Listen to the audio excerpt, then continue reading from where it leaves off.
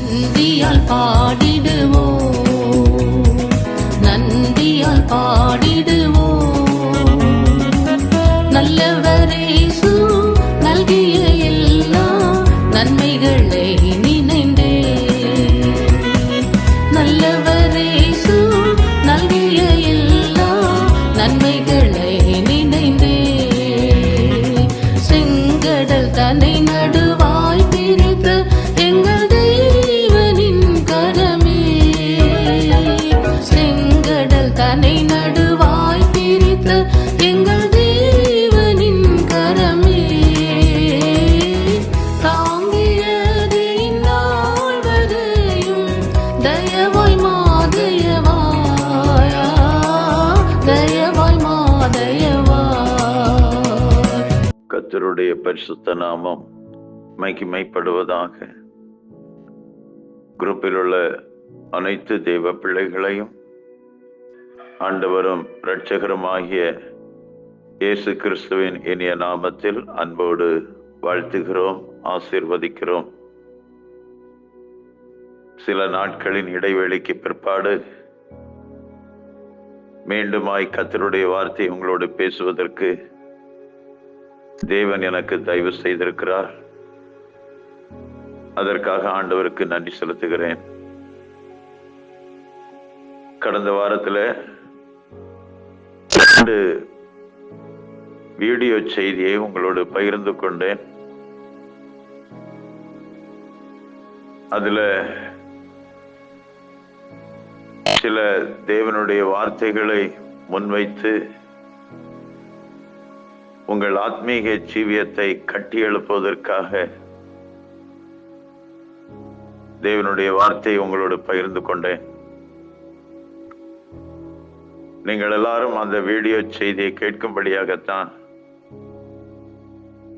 இந்த இடைவெளியை வைத்திருந்தேன்.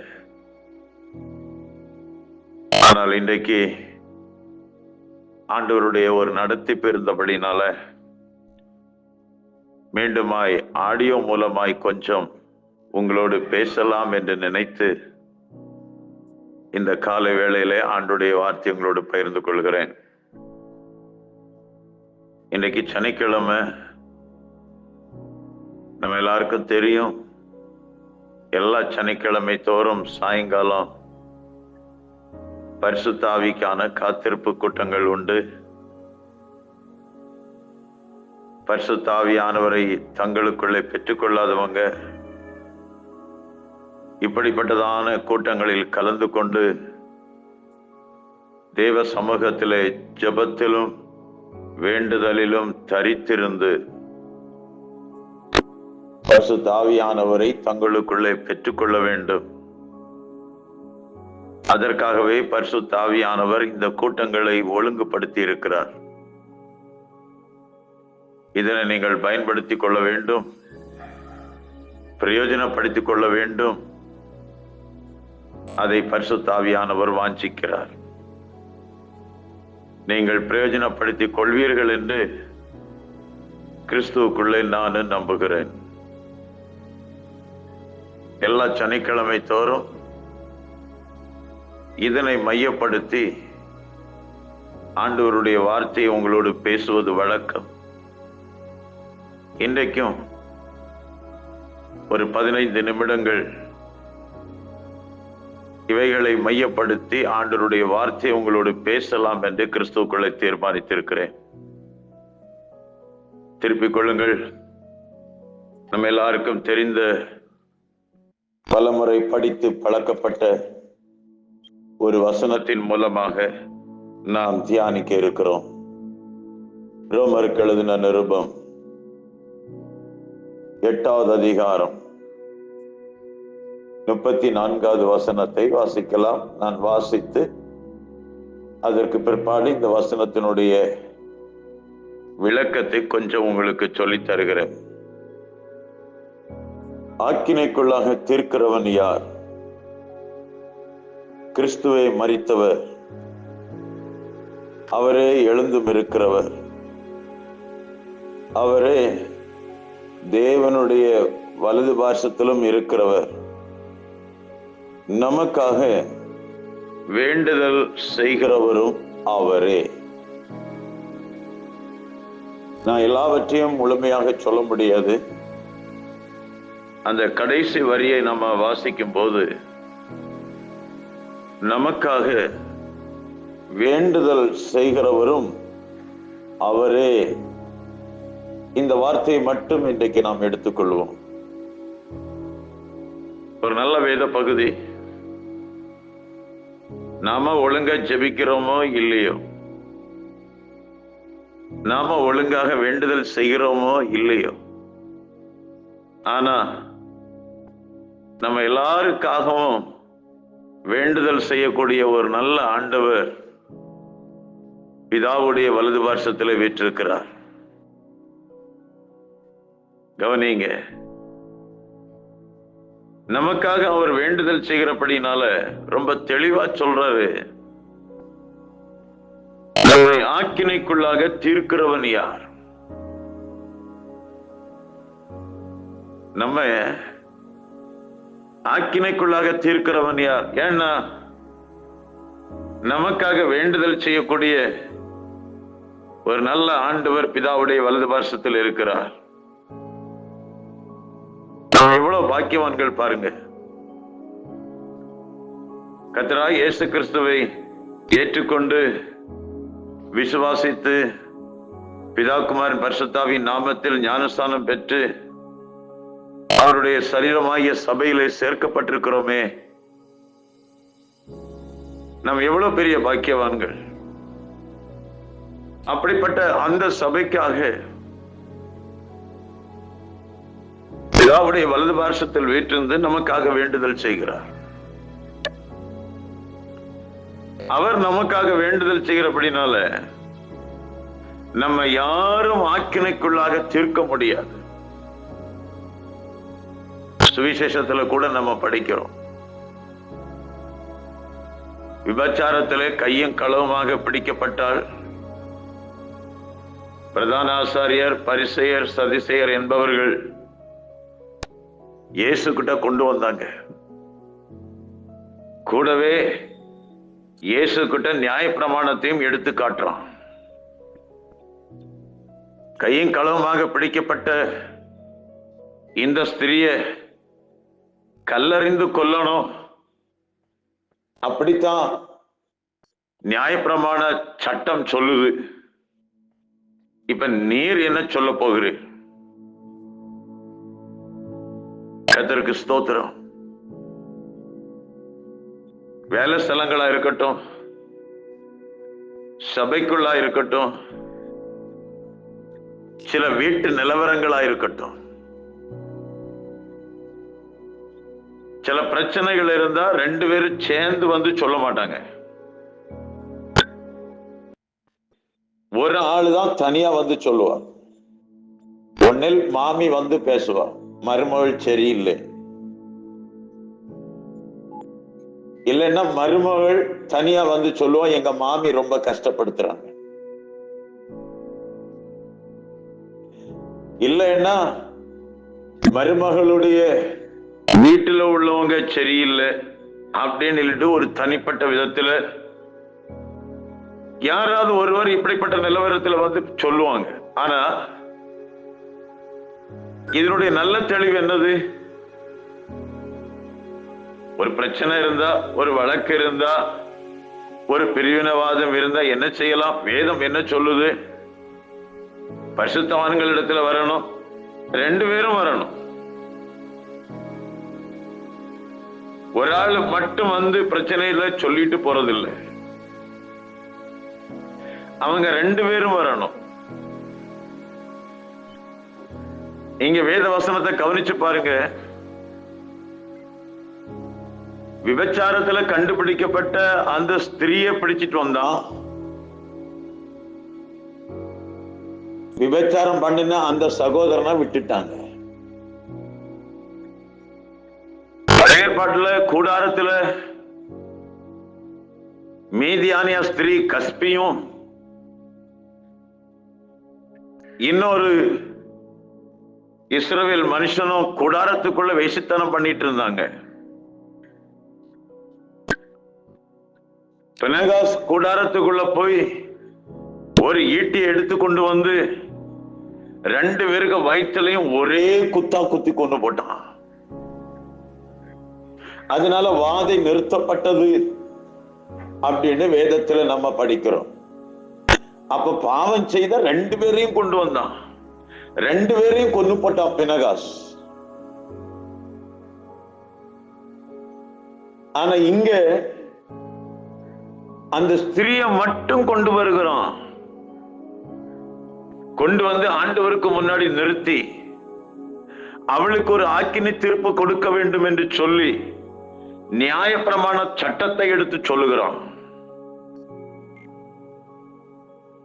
அதனாலதான் ஆண்டவர் அழகான ஒரு பதிலா சொல்லுகிறார். அதுக்கு முன்னாடி அவர் தரையில உட்கார்ந்து எழுதிட்டு இருந்தார். இவங்க ஓயாம கேட்டுட்டு இருந்தாங்க. அதனால எழும்பி ஒரு வார்த்தையை சொன்னார். என்ன வார்த்தை சொன்னாரு? உங்களில் பாவம் இல்லாதவன் முதலாவது கல்லெடுத்து எறிய கடவன். அவனுடைய வார்த்தையை கொஞ்சம் கவனிச்சு பாருங்க. பாவம் இல்லாதவர் அவர் பாவம் செய்யவில்லை, அவர் வாயில் வஞ்சனை காணப்படவும் இல்லை. பாடுபடும் போது வையப்படும் போது வாயே அவர் திறக்கவில்லை. நீதியாய் தீர்ப்பு செய்கிறவருக்கு தம்மை ஒப்புக் கொடுத்தார் என்றெல்லாம் வேத புஸ்தகத்தில் நாம படிக்கிறோம். சரி, தண்டிக்கிறதற்கும் கொல்லுகிறதற்கும் ரட்சிக்கிறதற்கும் உயிர்ப்பிக்கிறதற்கும் அவர் ஒருவர் தவிர வேறு ஒருவரும் கிடையாது. ஆனா அப்படிப்பட்ட ஆண்டவர் அழகான ஒரு வார்த்தையை முன்வைத்து சொல்லுகிறார். உங்ககிட்ட பாவம் இல்லாதவன் முதல் கல்லெடுத்து எரிஞ்சு போடப்பா. எல்லாரும் மனசாட்சியில கடிந்து கொள்ளப்பட்டாங்க. ஒருவன் கூட அந்த பகுதியில் நிக்கல. எல்லாரும் போயிட்டாங்க. இயேசு அந்த ஸ்திரியை மட்டும்தான் நின்னார். அடுத்ததாக ஆண்டவர் என்ன சொல்லுகிறார்? ஒரே வார்த்தை தான், ஸ்திரியே, நானும் உன்னை ஆக்கினைக்குள்ளாக தீர்க்கிறது இல்லை, நீ போ, இனி பாவம் செய்யாதே. நம்முடைய ஆண்டவர் எவ்வளவு நல்ல ஆண்டவர் என்பதை இதுக்குதான் யார் ருசித்து பார்க்கணும்னு சொல்றோம். இதுக்குதான் யார் ருசித்து பார்க்கணும்னு சொல்றோம். ஏன்னா அவர் வலது பார்சத்தில் உட்கார்ந்து நமக்காக வேண்டுதல் செய்துட்டு இருக்கிறார். அதனால எந்த சத்துருவும் உங்களையும் என்னையும் ஆக்கினைக்குள்ளாக தீர்க்க முடியாது. அதனாலதான் இந்த நாட்களிலே நமக்கு பரிசுத்த ஆவியானவர் அவசியம் என்பதை அழுத்தமாக நீங்கள் அறிந்து கொள்வதற்காக பரலோகத்தில் பிதாவினுடைய வலது பார்சத்தில் இருந்து நமக்காக வேண்டுதல் செய்கிறார். ஆனா உலகத்திலே நமக்காக வேண்டுதல் செய்ய பரிசுத்த ஆவியானவர் நமக்கு அவசியம் என்பதை நீங்கள் அறிந்து கொள்ள வேண்டும். இதை விளக்கும் வண்ணமாக நான் இன்னொரு காரியத்தை அதே 8ஆம் அதிகாரம் 26வது வசனத்தை படிக்கும் பொழுது, அந்தபடியே ஆவியானவரும் நமது பலவீனங்களில் நமக்கு உதவி செய்கிறார். நாம் ஏற்றபடி வேண்டிக் கொள்ள வேண்டியது இன்னதென்று அறியாமல் இருக்கிறபடினால் ஆவியானவர் தாமே வாக்கு கடங்காத பெருமகிழ்ச்சிகளோடு நமக்காக வேண்டுதல் செய்கிறார். நல்ல கவனிங்க. அங்க பரலோகத்துல பிதாவுடைய வலது பார்சத்துல நம்ம யாரும் ஆக்கினைக்குள்ளாக தீர்க்க கூடாதபடிக்கு அவர் வேண்டுதல் பண்ணிட்டு இருக்கிறாரு. இங்க பரிசுத்த ஆவியானவர் நமக்குள்ள இருந்து வாக்கு கடங்காத பெருமகிழ்ச்சிகளோடு நமக்காக வேண்டுதல் செய்கிறார் பூமியில இருந்து. நான் எவ்வளவு பெரிய பாக்கியவான்கள் என்பதை விளக்கும் வண்ணமாகத்தான் இந்த விஷயத்தை நான் உங்களுக்கு கொஞ்சம் காட்டி தந்துட்டு இருக்கிறேன். ஏன் பரிசுத்த ஆவியானவரை பெற்றுக்கொள்ள வேண்டும், அவரை பெற்றுக்கொண்டால் என்னென்ன நன்மைகள் என்பதை விளக்கும் வண்ணமாகத்தான் இந்த ஒரே ஒரு காரியத்தை தான் உங்களுக்கு சொல்லி இருக்கிறேன். நான் நிறைய சொல்ல முடியும், அவைகள் எல்லாம் சொல்வதற்கு தற்போது நேரம் இல்லை. பாருங்க, 14 நிமிடங்கள் இதிலே ஆகிவிட்டது. சாயங்கால பரிசுத்த ஆவிக்கான காத்திருப்பு கூட்டங்கள் இருக்கு. வாங்க, பயன்படுத்திக் கொள்ளுங்க.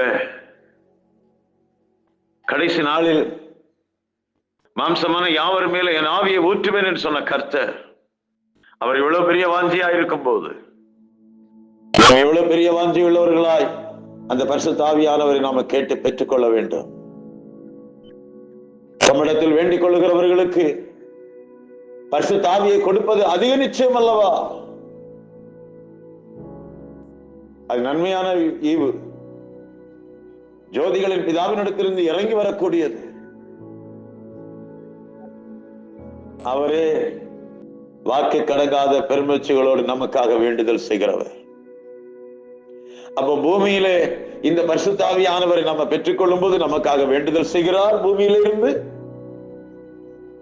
பரலோகத்திலே இயேசு கிறிஸ்துவானவர் பிதாவை வேண்டிக் கொள்ளுகிறார். பிதா நம்முடைய எல்லா காரியங்களையும் வாய்க்க செய்கிறார். இப்படிப்பட்ட மேலான பாக்கியத்தை எல்லா கர்த்தருடைய பிள்ளைகளும் பெற்றுக் கொள்வதற்காகவே இன்றைக்கு ஆண்டவர் இந்த பரிசுத்த ஆவியானவரை குறித்து மீண்டுமாய் உங்களோடு பேசி இருக்கிறார். கர்த்தர் பேசின இந்த வார்த்தைக்கு செவி கொடுத்து வாஞ்சியோடு விருப்பத்தோடு தேவ சமூகத்தில் போய் அவரை பெற்றுக்கொள்வதற்கு கேட்பவர்கள் நிச்சயமாய் பெற்றுக் கொள்வார்கள். இயேசு கிறிஸ்து சீக்கிரமாய் வரப்போகிறார். அவரை அண்டிக் கொள்ளுகிற யாவரும் பாக்கியவான்கள். கேட்ட வசனத்தின்படி கர்த்தர் நாம் யாவரையும் நடத்தி முடிவறிந்து நடத்தி மகிமையில ஏற்றுக்கொள்வதாக. எல்லாருக்கும் பிரைஸ் சொல்லலாம். உள்ளம் நிறைந்திடுதே, நான் இதற்கென்பதில் செய்குவே.